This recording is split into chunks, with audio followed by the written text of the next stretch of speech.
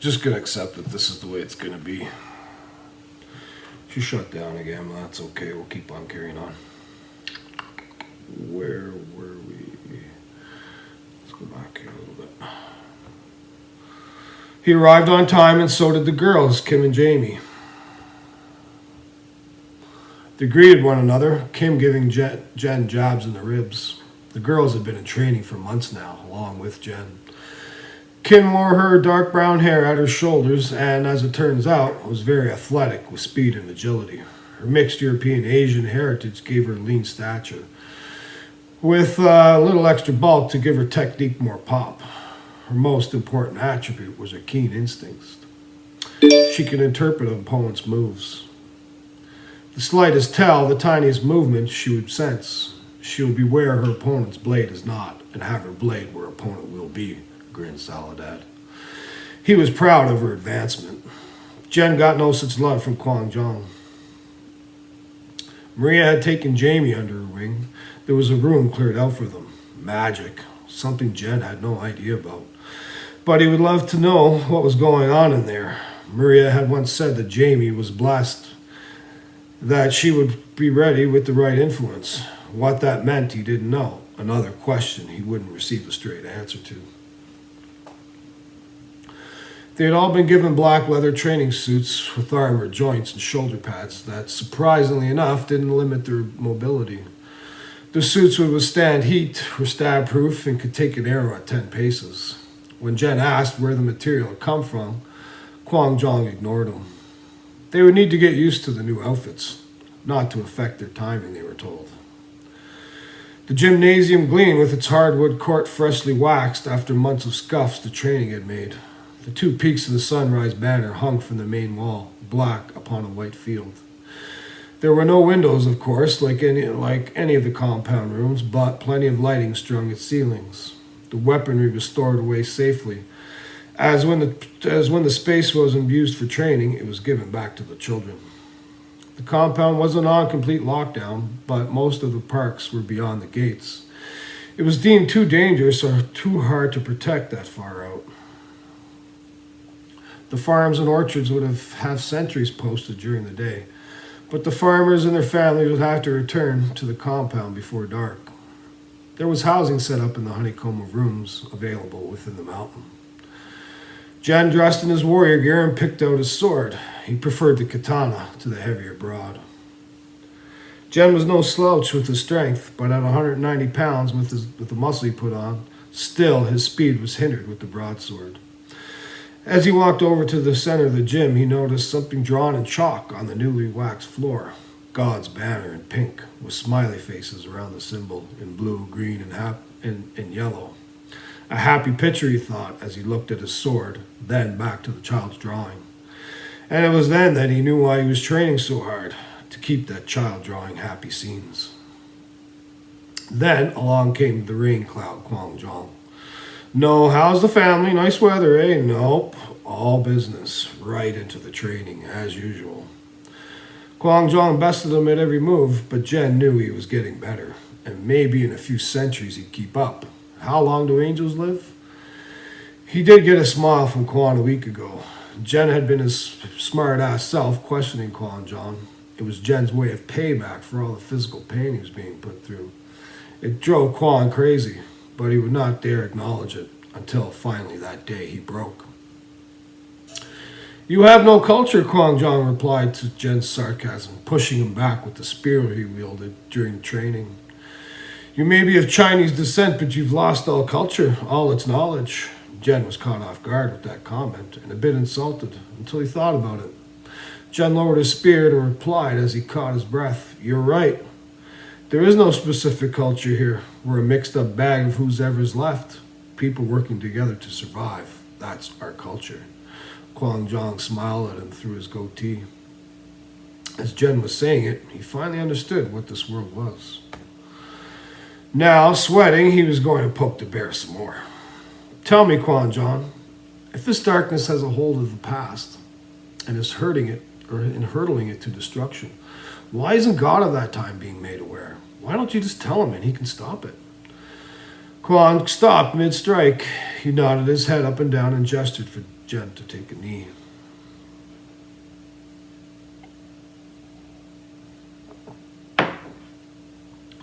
In order for you to be effective in this battle, Jen, you must understand.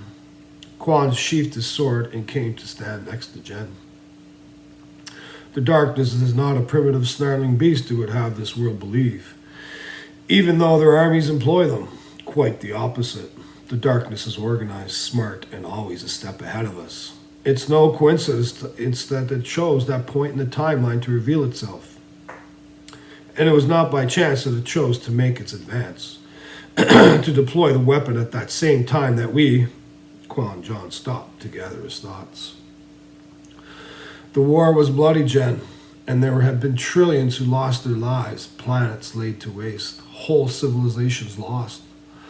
The darkness would swoop in and smash through a planet's defenses, lay down destruction, and move on, be on the other side of the universe, pirating and mutilating another species, keeping us off balance. We would barely have one situation healed before another planet will call for help, always a step ahead. And it knew we would be held back trying to survive, to help the survivors. There was a whole solar system teeming with life that had become a grueling war zone, with some very important people held captive, which turned into a centuries-long dispute.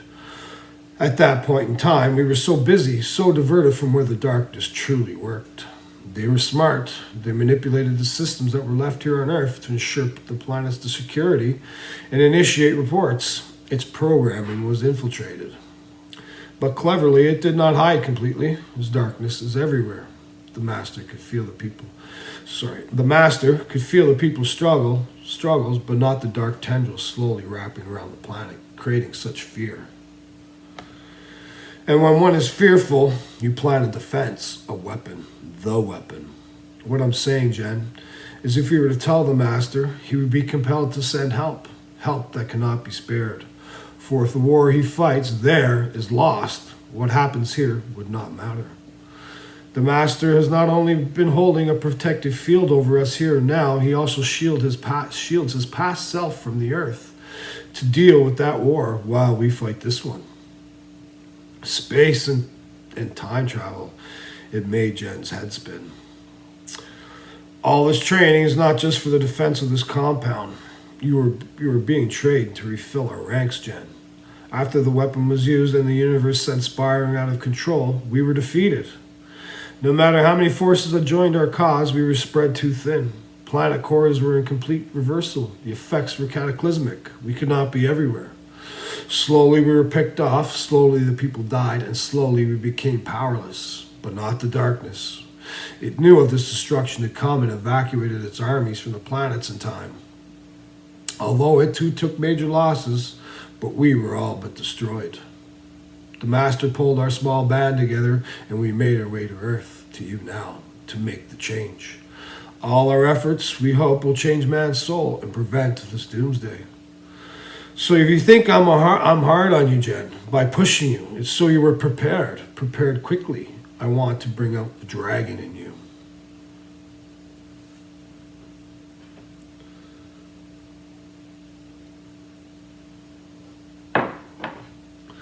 The farmers were returning from the fields back to the compound after a long day of work. Their wagons loaded with the day's feed for the livestock kept within the gates. They were told to take their hand tools and what they valued back with them nightly, since shovels and rakes started going missing. Whole sets of tools were gone at times. Some homesteads ransacked. They were on high alert.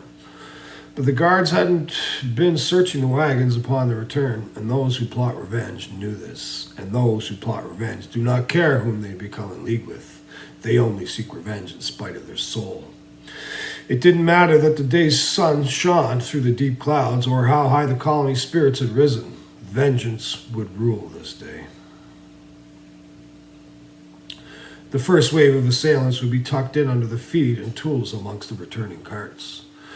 The farmers picked off silently during the day. The guards chatted up by Big Bill's kin, keeping them unaware, using the day's monotony and their complacency to infiltrate the colony's gate, slaying the guards once inside, leaving it wide open. That was the plan. I would like to believe that Bill's kin would have eaten their pain instead, if they had known the extent of the evil that assembled in silence down the mountain slope, tucked in the forest. This would be no eye for an eye, not this day. Once the darkened men had killed the guards on duty, the homes were to be lit afire, the smoke signaling in the beasts. At the head of this horde were 5 hooded shades, all in black. They floated over the ground as they sent forward the 4-legged beasts, some in fur, some in scales, all snarling over a mouthful of fangs at the height of a man's chest. The rest trotted up from the forest to flat ground. A few hundred or so darkened men made their way past the fields and orchards, as the ground thundered with just as many beasts sprinting ahead. It took only minutes for the beasts to make it to the gate's open field that led into the colony. The darkness had thought it put down all those who defended the compound that evening and its path clear. It thought wrong. As the beast galloped towards the open gate, there was a loud howl that came from the forest. Bear charged out of the trees, leading a pack of Bruins, black, brown, and giant grizzlies, to smash into the beast's left flank, barreling dozens of these beasts aside, enough to slow them. Time for the alarm to be raised. Bear could smell the stench of the beasts ruining the darkness surprise attack. As the fires were being set, the alarms finally rang out. The army was in flames as the soldiers on duty tried to assemble, with its doors unpassable. They were set upon by a wave of archer fire, and they were mercilessly picked off. 50 or more assailants were within the gates, slashing their way into the homesteads, creating anarchy. A handful of hellbeats tore at the people running through the streets. The training room cleared with the horns blare. Kwang Jon led the way into the evening. There were only a few hours left of day. The sky was red with the day's last light. The group filed into the main street that had been lit ablaze, and people were running for shelter as the assailants neared. Maria grabbed Jamie's hand. "Come with me to the gates." After taking in the carnage, Kwang Jon ordered, "Steady yourselves," as the woman ran to defend the compound's entrance.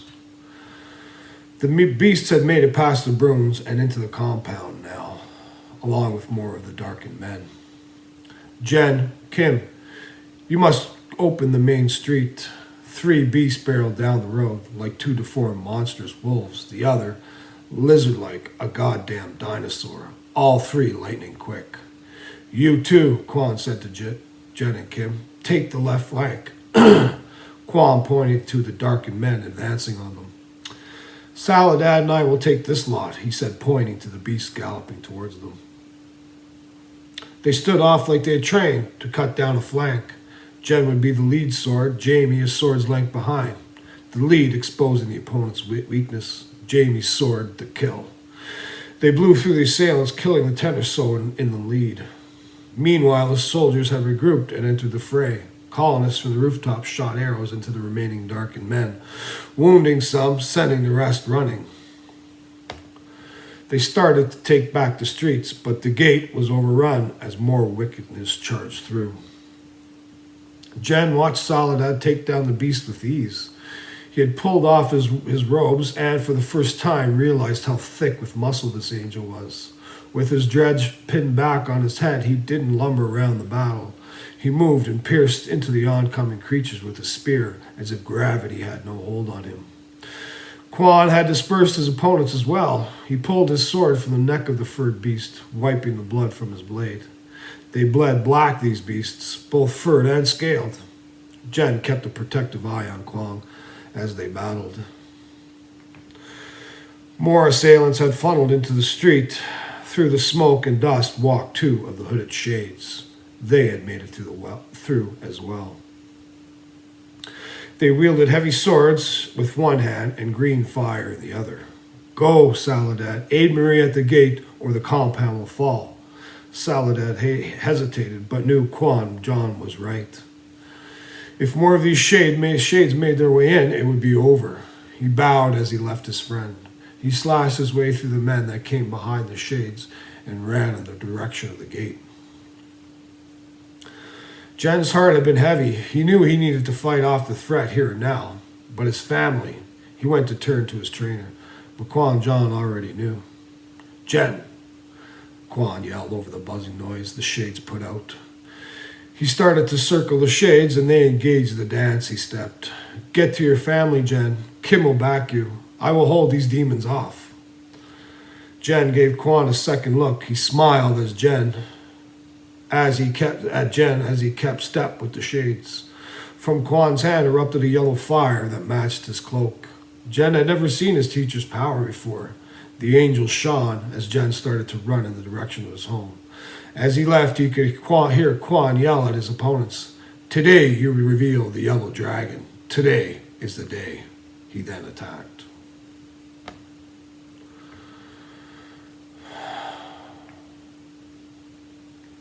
Maria and Jamie fought off a few assailants as they approached the gates. The soldiers hadn't remanned their posts nor lit them out. Now the horde was starting to stream through. Maria yelled to Jamie, "Hold fast and concentrate on creating a..." But, just as she spoke, a field was laid down before them, slicing the beasts in half that got caught under it. The field ran with blue bolts of electricity from mountainside to mountainside, and if the horde attacked the field, they fell back in agony. "The master," yelled Maria. 3 shades had made their way to the forefront of the attack. They sheathed their weapons and scanned the barrier, looking for a weakness. When they tilted their heads to the top of the field, their blackened flesh was revealed. A face, once humanoid, now a rotting corpse. They had first huddled down together, and a green fire erupted around them. As they stood, the green fire brightened, and they spread out by 20 feet. Spread out by 20 feet by 3. Dark sorcerers, Jamie. Very deadly. They're demons wicked with black magic. They've been tailing us for years. You take the left flank. The Bruins have thinned that side. I will hold the right," Maria directed. The shades went to work, forcing holes into the field. At first, Jamie's flank opened wide as men ran through, but she quickly sealed it with a ray of white light she emitted from her palms. The noise was deafening from her white power upholding the field.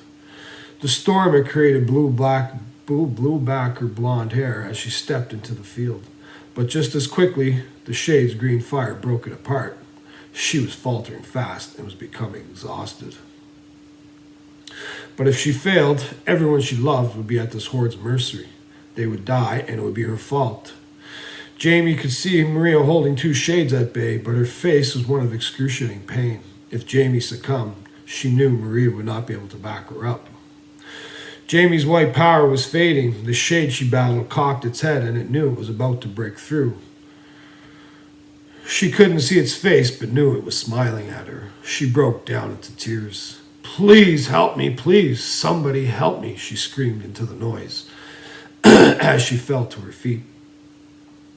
As the last of her power was about to exit her body, she felt a bolt of lightning from the sky hit her, rejuvenating her energy. From her heart came strength. Tears streamed down her cheeks as she climbed up from her knees.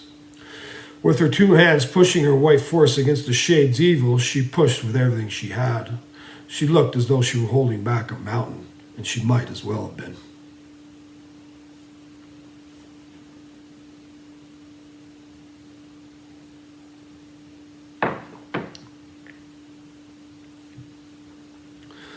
They ran past the burning houses and the people trying to save their belongings. The assailants had been through the homesteads, caused maximum damage, casualties, chaos. The bastards.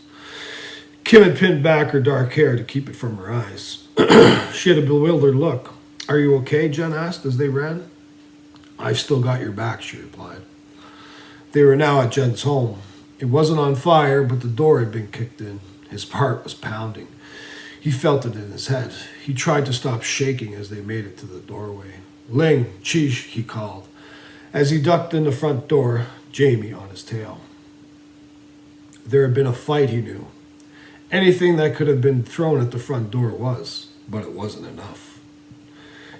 In the kitchen lay his wife. Her chest opened up and red. Next to her, an assailant shot with arrows. The first one through the door, he thought. Chee, he could barely speak out. The boy shot the man to protect his mom, but couldn't get his next arrow out in time. Time. It's always about time. His boy still grasps the last arrow that he couldn't notch before he was struck down. His face, there was a mess. Time. He ran out of time. No, please no, Jen's chest ripped and tore with searing pain. I should have been here, he yelled out in pain. Jamie knelt down to put an arm around him. Sorry. I should have been here, he yelled out in pain. Jamie knelt down to put an arm around him. Jen grabbed his boy into his arms and brought him over to his mother. He pulled Ling up and rocked both of them. His sobs were uncontrollable. I should have better prepared them. Why did he allow this to happen? Sorry. I should have better prepared them. Why did he... His chest was burning as if on fire. Kim knelt next to him. You stay here, Jen. I have to stop the rest of them. I'll come back. No, we go together. I'm going to finish this. Sometimes I don't like reliving this stuff. Sorry. I'm here, said the master, over the deafening noise. Like I read this yesterday and broke down into tears. I was hoping I wouldn't do it today. And it's still there a little bit. I'm here, said the master over the deafening noise. As he raised his staff, the noise stopped and the woman fell back from the field as he took over for them. Master, Maria yelled. You are weakened. What of? I'm fine. Gabriel holds it together. He put his hands on Maria's shoulder and waved over Jamie. We will not fall this day. We have much more to do. You must aid Quan John. I will hold back the attack. The three shades came together in front of the master, putting a halt to their assault. They moved their heads as if sniffing the air. They looked at one another and continued the assault on the field, this time concentrated. The master grimaced as the green fire hit the field. There was a time these shades wouldn't even want to be on the same planet as the master, but not now. They sensed his weakening. Maria pinned her hair back, kissed the master on the cheek, and said with a smile, be careful. Let's go. I need you. She grabbed Jamie's hand, Jamie's exhausted arm. Jamie nodded and squeezed her hand as they ran off. The master's staff gave off a white fire to match his robes. He stood with it dug into the ground. All the while, the shade's green fire was trying to bore a hole through the protection he had put up over the colony. The master spoke to the shades as if they could hear him.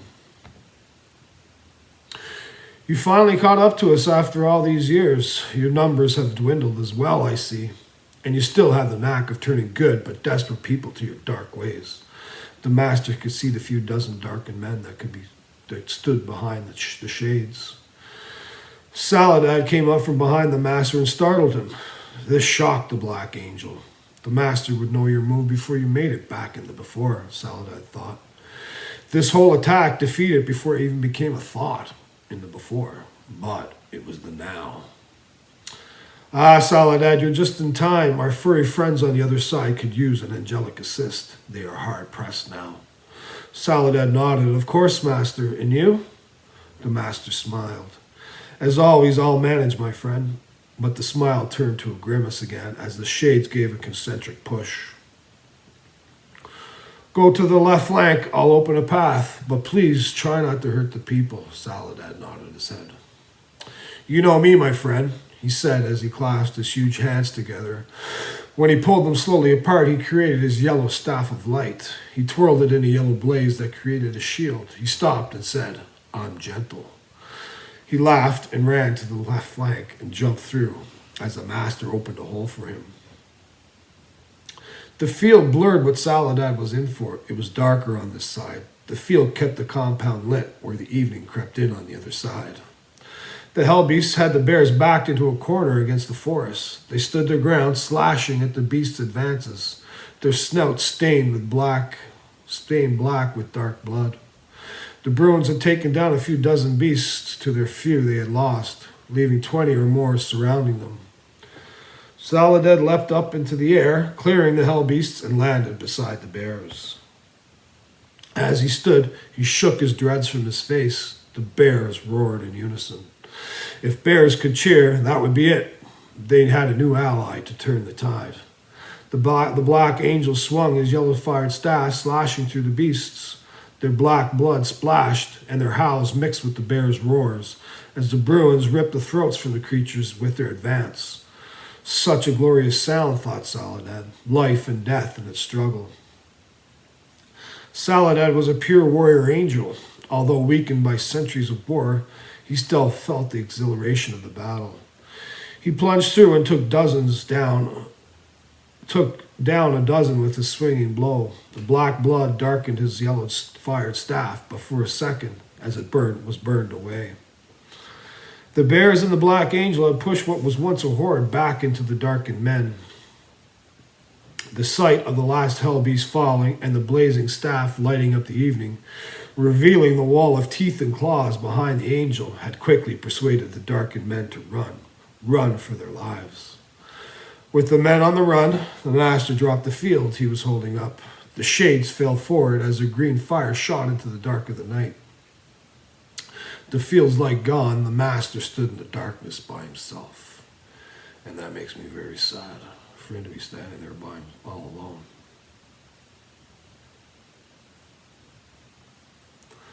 The shades looked at one another from under their black hoods. Oh, the excitement they must have felt, cornering the master in such a weakened state. What a pat on the head the fucking bootlick bastards would get if they took him down. They pounced immediately, surrounding the master in green fire. They slowly moved to encircle him, keeping their power steady, pinning him down. The master took the blast of fire and was enveloped completely, nothing but green light to light up the night. Soledad and his Bruin friends chased the last of the assailants and were returning when the night lit up green. He knew the master was in trouble. They made haste, 100 yards covered in seconds. The shades had closed in on the master and towered down on him with green fire. His form could be seen knelt on one knee, engulfed in green. But the shades were too eager and got too close. A beam of light from the sky hit the master, and without hesitation, in one round swoop, the master swung his white staff from his knees, through the green fire, and sliced the shades in half, their bodies falling backward and burning up into ashes. The master tried to stand, leaning on his staff, but fell down. Soledad reached him just as he fell. The black angel propped him up on his lap, as the Bruins surrounded him to stand guard. No, master. No, master, please, Soledad pled.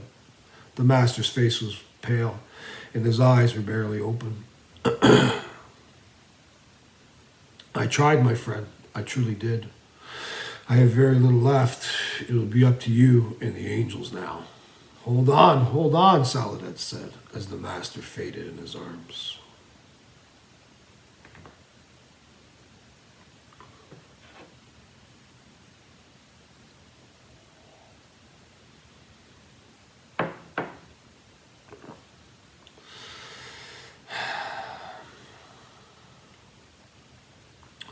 The night had taken the day. The burning homes lit up the darkness. The armory's captain had been killed in the violence, but Clem organized and rallied the soldiers to take back the streets, to chase down the intruders and fill the beasts with arrows. Jen had turned the corner onto the main street with Kim in his pursuit. From that view, straight ahead, Jen could see the battle between the Shades and Kwang Jong. The yellow and green blazing light created huge shadows that danced and weaved. They needed to help him, but Jen's feet, he felt as if he were running in deep sand. He couldn't get any speed. He couldn't get to him. Couldn't get to him in time. Kwang Jong leapt into the air with a whirl of yellow fire at the Shade on his right flank, but was hit by a blast of green fire from the Shade on his left. His torso opened up as the Shade leapt. The Shade he leapt at deflected his blade and plunged its own into the angel. Its dark point stuck out Quan's back as he hung in the air. The shade tilted its head to look into Quan's eyes as it pushed him off its blade and onto the street. "No!" screamed Maria as she unleashed her white light at the shade, sending it rolling away from its partner, separating them. Maria and Jamie had arrived too late. Jen ran over to Quan as Kim and Jamie reunited. Jen's heart felt wide open, felt open to the world. He knelt down and grabbed Quan's robe by the neck and pulled him away from the shades and their new targets, the girls and Maria. Kim and Jamie stood off with the shade that downed Quan. Kim grasped her blade with 2 hands in front of her. She moved in stride with Jamie, whose hand was alight within a white swirling ball. And with a breath, Kim's blade lit with white fire in front of her. Jen looked down to Quan, his mouth filled with blood. He choked and spat to clear his breathing. "Oh, no, Quan," Jen said as he trembled. Quan grabbed Jen's arm. "You must carry on your training. You must fulfill your destiny, Jen. Take my sash. You must become the..." The angel's head fell backwards. Kwang John died upon that dark street. Maria kept a steady fire of white upon the shade. It, in turn, shielded itself with its green fire, and it attacked with its broadsword. Kim attacked the other shade with her sword, leaping over and stabbing and retreating as the shade slashed at her, always close, but as Saladin bragged, she was untouchable. Now armed with a blade of white fire, she was now fierce. Jamie shot blasts of white light at their opponent, but the shade kept her at bay with its green fire. It easily took on the girls. Jen wiped his eyes clear to see the fight. He unknotted Quan's yellow sash, fighting to catch his breath. His heart was not right.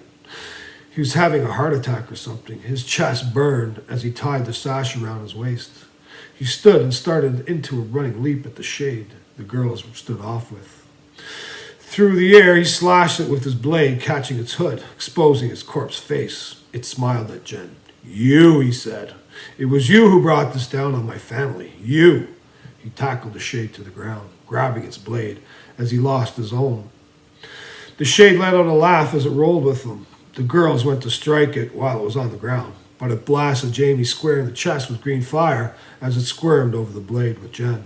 "No," yelled Kim. "No," yelled Kim, as she went to Jamie's aid. "It was you," whispered Jen. "It was you." His chest pained so bad, he had to let it go. He had the shade pinned, and as he mounted it, a yellow light came from his black leather shirt. The shade was blasted with yellow fire from Jen's chest, killing the demon, turning it to black ash. Maria kept her steady fire upon the second shade. Jen came up behind her, and with a scream of pain and anger, he let loose his newfound power into the demon. As it went to block his yellow blast, it was destroyed by Maria's white fire. Black dust in the air was all that remained. Jamie was nicked up, but would be fine. Her white fire had blocked or absorbed most of the shade's blast. She was lucky. The group gathered over Quan John. The women mourned as Jen just shook his head. He stood for a minute, then marched off to the compound. Saladin made it back to the compound with the master in his arms. Gabriel met him at the doorway. The master had commanded him to stay back and continue the work so as not to break the energy created. "He's alive but unconscious," said Saladin as he pushed through the doors to the workroom. "What happened?" asked Gabriel. "This is all my fault. Retribution for Big Bill, I know it. There's no time for that now. He's worn himself completely out." Saladin laid him down on the couch in the room, layered him in blankets and a cloth over his head. Maria and Jen entered the room. The girls were sent to help Clem and the armory clean up the last of the mess out there. Maria ran over to the master and dropped to her knees. Tears streamed down her face. "Oh, master, you old fool," she said. "He's still here, Maria," said Gabriel as he scanned the stones. "He's still out there, keeping the universe intact. He's put up the time field again around the compound's perimeter. And he's still in there. The angel pointed to the stones. He's just not here, really. Jed was pacing the floor. But how could he have let this happen, huh? What God would have those bastards kill my everything, kill my little boy? What kind of God are you? Jen pushed through the group and fell beside Maria to grab a hold of the master's collar. The angels let him have his moment. Jen's loss was great. Why would you let them die so brutally? Why? Where were their angels? Jen fell upon the master's chest and cried. Maria put her hand on Jen's shoulders. Look at him, Jen. He's done all he can. There's no energy to power him anymore. There's not enough. It keeps getting funneled to the darkness. They get stronger as he grows weak. Jen lifted his head from the master and turned to Maria. He took her hand and pulled it in close. What can we do? We can get the people to send him their energy. We could gather them together to mourn our losses. Yes, Maria said to Jen, to give him some hope. Yes, it couldn't hurt. But Maria knew it would take more than a handful of the faithful to help him. It would take an army. That's enough for today. Wasn't so bad.